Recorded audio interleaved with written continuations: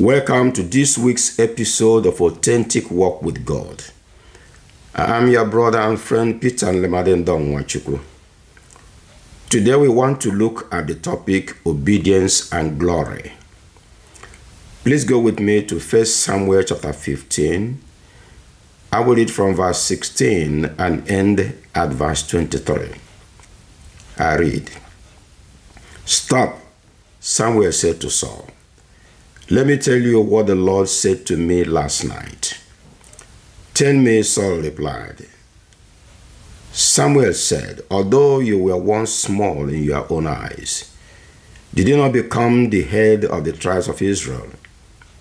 The Lord anointed you king over Israel, and he sent you on a mission, saying, 'Go and completely destroy those wicked people, the Amalekites.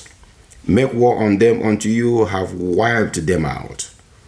Why did you not obey the Lord? Why did you pounce on the plunder and do evil in the eyes of the Lord?" "But I did obey the Lord," Saul said. "I went on the mission the Lord assigned me. I completely destroyed the Amalekites and brought back Agag, their king. The soldiers took sheep and cattle from the plunder, the best of what was devoted to God, in order to sacrifice them to the Lord your God at Gilgal." But Samuel replied, "Does the Lord delight in burnt offerings and sacrifices as much as in obeying the voice of the Lord? To obey is better than sacrifice, and to heed is better than the fat of rams. For rebellion is like the sin of divination, and arrogance like the evil of idolatry. Because you have rejected the word of the Lord, he has rejected you as king." Obedience to God's commands is critical in receiving the glory of God in our daily walk with God. It is obedience to God's commands that allows us to move forward in our various endeavors.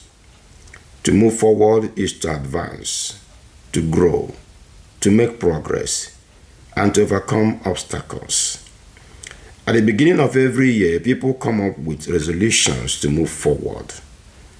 They want to make more progress than they did the previous year. They want to see this happen in their personal spiritual lives, in their families, and in their various careers and businesses. For us Christians, we want to live more for God and carry out his instructions and mandates. So we take decisions such as more serious prayer life, regular and consistent Bible reading sessions, regular attendance to church meetings, aggressive evangelism, and modeling Christ for family and friends. As we take these decisions and implement them, God's glory will descend on us fully. We will experience the manifestation of God's glory in ways that will overwhelm us. However, in order to experience this marvelous glory of God, we must be constantly and consistently obedient to God's instructions. We must abandon our selfish ways. We must sacrifice our biases, our prejudices, our pride, and our discriminating tendencies on the altar of God's glory. We must not indulge in secret sins or take delight in fleshly indulgences if we are to experience God's glory. The Bible passage we read at the beginning talks about obedience to the instructions of God being better than sacrifice. Saul failed to carry out God's instructions concerning the Amalekites. Though God instructed him to totally destroy the Amalekites and their possessions, he decided to disobey God by doing things his own way. Consequently, he received God's punishment for his disobedience to God's instructions. In order to experience God's glory this year, each of us must destroy all the Amalekites in our lives.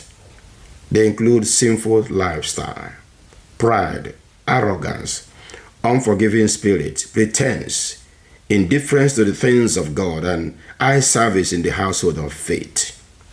Obedience to the instructions of God is required for dwelling in God's glory. The word obedience simply means to comply with, to follow others, to submit to respect, to abide by, to heed, to yield to be regulated by, to conform to, and so on and so forth. Obedience is an action word. In order to experience God's glory this year, each of us must, one, obey God's instructions, and secondly, abide by his instructions. Thank you for being with me again on this podcast. Until next week, your brother and friend Peter Lemadin Dongwachuku, Director, Center for Family Life and Pastoral Care, Owerri, Nigeria, is praying that the glory of God in its totality will be your portion this year. God bless you abundantly.